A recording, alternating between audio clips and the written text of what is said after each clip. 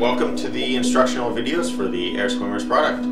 This will guide you through assembly and flying of your Air Swimmers product.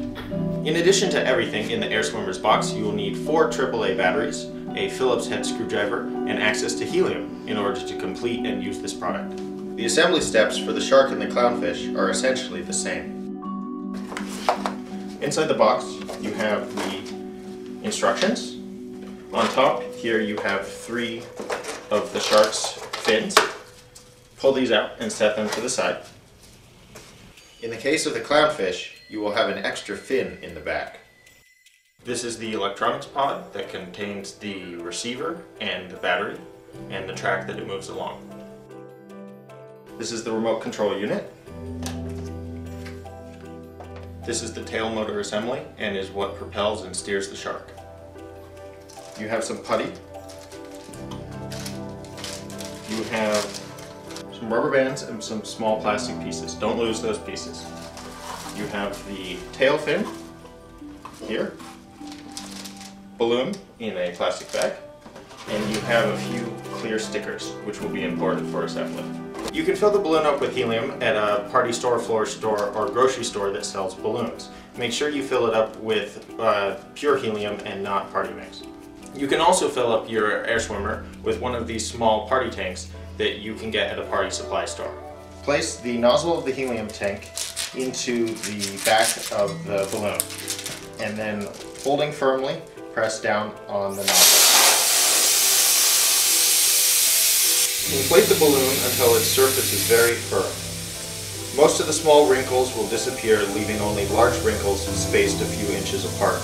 Now that your balloon is filled with helium, you can tie a piece of ribbon to one of the loops at the bottom of the balloon, and then using the corner of your air swimmer's box, which already has a hole in it, you can tie this off like that for ease of transportation and assembly.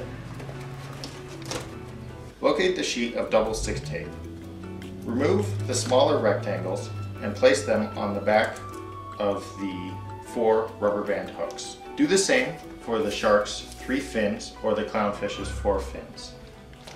Also place the larger rectangles on the track pads at either end and place the rectangle that has a hole in the center on the center track pad. Remove the double stick tape backing from the fin and place on the side of the shark where it has an X. Like so. The fin should stick to the balloon. Do this for all 3 of the shark fins. You can use the photo on the front of the box as a reference for fin placement and orientation. In the case of the clownfish, you will have an extra fin in the back. To make the attachment of the fins more secure, take a piece of the included clear tape and place it over the base of each fin.